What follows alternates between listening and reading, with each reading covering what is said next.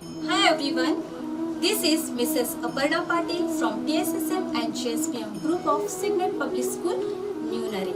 First of all, I would like to welcome and wish you a very happy Janmashtami to one and all. Janmashtami is celebrated as the birthday of Lord Krishna. On this occasion, our Signet Public School, New Nari teachers celebrate Bal Krishna Leelas. So let's see. Mathura के ययाति वंश के राजा उग्रसेन के पुत्र थे। कंस वे इतने क्रूर थे कि उन्होंने अपने पिता को कारागार में डाल दिया और खुद को राजा घोषित कर दिया। उनके चचेरी बहन थी जिसका नाम था देवकी। देवकी की विवाह यादव वंश के वसुदेव से हुआ था। कंस क्रूर थे पर उनने अपने बहन से स्नेह था और प्यार था। जब देवकी और वसुदेव का विवाह हुआ तब वह स्वयं ही सारथी बनकर मथुरा छोड़ने निकले। परंतु तब अचानक आकाशवाणी हुई जिसे सुनकर कंस की खुशी क्रोध में बदल गई। आकाशवाणी ने कंस को संकेत दिया कि अब उनका अंत निकट आ गया है। वसुदेव की 8वीं संतान उसका वध करेगी। यह देखकर कंस ने देवकी की ओर मारने के लिए शस्त्र उठाया, परंतु वसुदेव ने उन्हें रोका कि तुम्हें देवकी से नहीं बल्कि उनके 8वें पुत्र से हानि है। इसीलिए उन्होंने कंस से वादा किया कि वह स्वयं उनके 8वें पुत्र को उनके हवाले करेंगे। कंस ने वसुदेव की बात मान ली और कंस ने उन दोनों को कारागार में डालने के लिए आदेश दिए। उसी कारागार में देवकी ने एक के बाद एक ऐसे 7 बच्चों को जन्म दिया। कंस ने सभी को क्रूरता से मार दिया। अब कृष्ण का जन्म का समय आ गया। अचानक कारागार में प्रकाश फैला। देवकी और वसुदेव सामने विष्णु प्रकट हुए कि वह देवकी के कोख से जन्म लेंगे। वह गोकुल में बसे नंद के घर उनके यहाँ पुत्री को अपने साथ लेकर आए और कंस ने हवाले साथ लेकर आए और कंस के हवाले कर दे। कहे अनुसार श्री कृष्ण ने देवकी और वसुदेव के संतान के रूप में जन्म लिया। वसुदेव ने उस शिशु को उस टोकरी में रखा। उसी क्षण चमत्कार हुआ। अनेक हाथों की बेड़ियां अपने आप खुल गई। कारागार के दरवाजे भी अपने आप खुल गए। पहरेदार जो पहरा दे रहे थे वो भी सो गए। तेज बारिश के कारण गोकुल का रास्ता कठिन था, परंतु उस बारिश में उनकी रक्षा शेष नाग ने की। रात का समय था। यमुना का पानी वसुदेव के मस्तक तक आ गया था, परंतु जैसे ही नन्हे श्री कृष्ण का चरण नदी को हुआ तो पानी और वसुदेव को आगे जाने का मार्ग मिला। गोकुल में पहुंच उन्होंने नंद के पुत्री को अपने साथ लेकर फिर से मथुरा पहुंचे। कंस को जैसे ही पता चला कि देवकी ने 8वीं संतान ने जन्म लिया है तब वह तुरंत उसे मारने के लिए पहुंच गए। परंतु कंस उस नन्ही बालिका को मारे उसके पहले ही उसने एक शक्ति का रूप धारण करके कंस को चेतावनी दी कि उनकी मृत्यु नजदीक आ गई है। उन्हें मारने वाला गोकुल नगरी में पहुंच चुका है। यह कहकर वो गायब हो गई।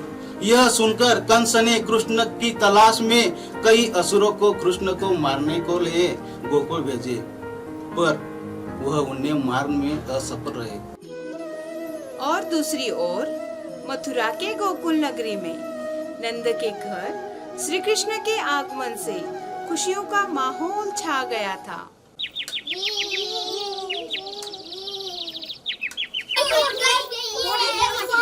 अरे वो देखो कान्हा की टोली।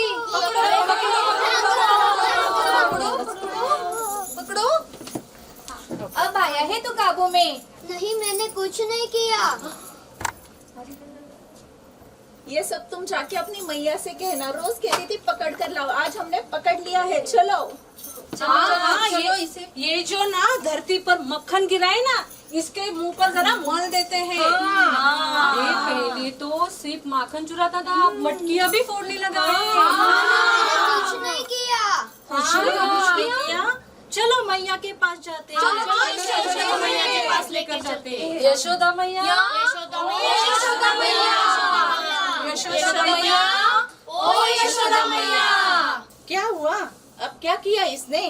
पूछ लो अपनी लल्ला से क्या किया उसने। क्या किया आपने कान्हा? नहीं मैया नहीं, मैंने कुछ नहीं किया, ये सब झूठ बोल रहे हैं। हाय दैया, झूठ बोल रहे हैं। आपके कन्हैया ने तो हम सबकी मटकियाँ ही फोड़ दी।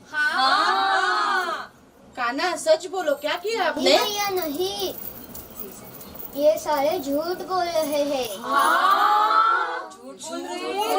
पहले तो सिर्फ माखन चुराता था और अब मटकियाँ भी फोड़ने लगा है। मुझे झूठ भी बोलने लगा है। हाँ, सच बोलो कान्हा, आपने क्या किया? नहीं मैया नहीं, मैंने कुछ नहीं किया। गोपियों, अब आप सब आपके घर चले जाओ, मैं आपका माखन भिजवा देती हूँ। ठीक है, भिजवा दो। कान्हा, आज तुझे मैं अच्छा सबक सिखाती हूँ। नहीं मैया नहीं, मैंने कुछ नहीं किया। पहले मैं लाठी तो लाऊं, मैया लाठी क्यों? तुझे मारने के लिए। लाठी से मारोगी तो मुझे लगेगा ना। तुझे लगेगा तभी तू सुधरेगा। नहीं नहीं।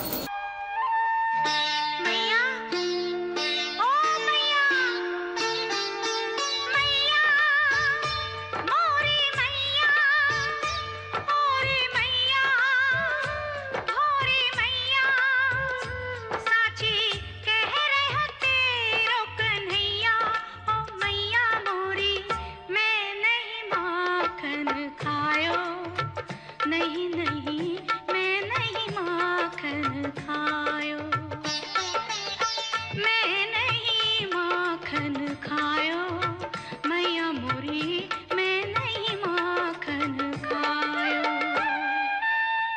नहीं नहीं मैं नहीं माखन खायो, मैं नहीं माखन खायो।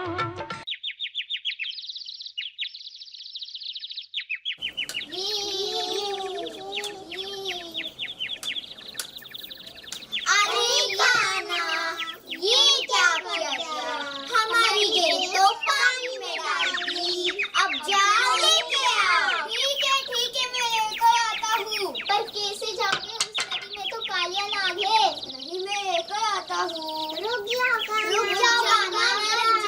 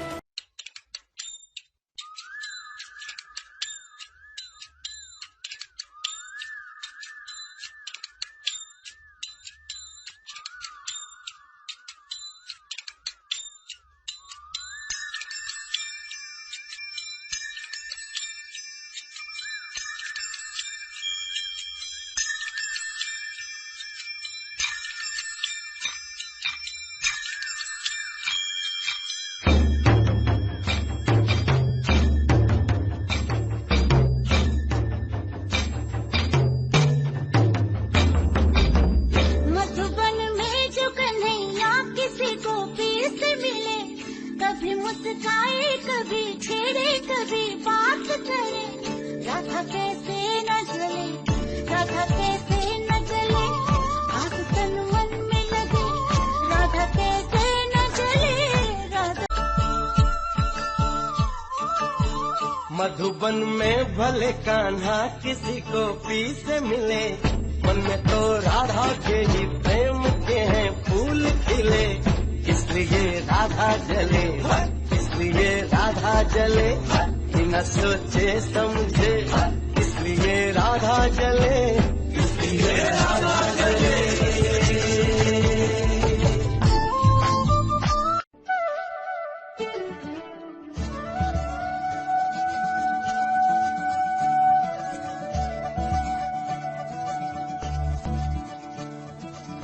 मोरे बंसी बजैया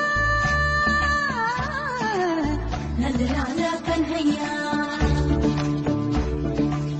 मोरे बंसी बजैया नंदलाला कन्हैया, मोरे बंसी बजैया नंदलाला कन्हैया। छेड़ा सावरे सुन सुन मौसे नहीं, छेड़ा सावरे जाके यशोदा से कह दूंगी रे, कान्हा सो जा सदा, ओ कान्हा सो जा जरा, लुक छुप के तकियो ना मोही, कान्हा सो जा सदा, ओ कान्हा सो जा जरा, नैनों से ना छूना मोही, कान्हा सो जा सदा, ओ कान्हा सो जा जरा, कान्हा सो जा सदा, ओ कान्हा सो जा जरा।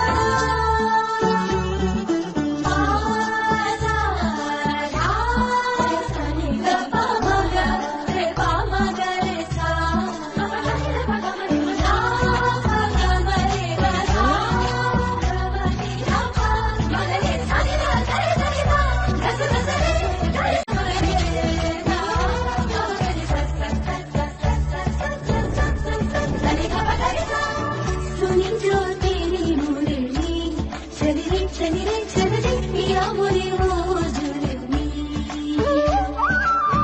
गाँव तेरे ही गीत ले मैं तेरी हो गई, चढ़ गई तेरी पे तेरे।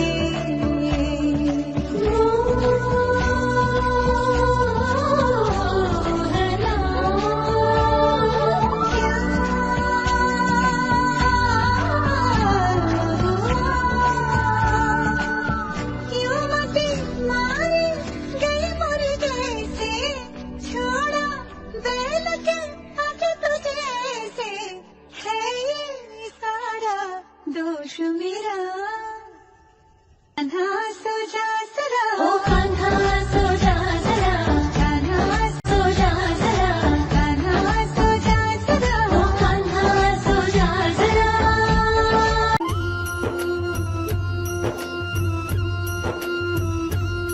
अच्युतं केशवं कृष्ण दामोदरम्, अच्युतं केशवं कृष्ण दामोदरम्, राम नारायणं जानकी वल्लभम्, राम नारायणं जानकी वल्लभम्।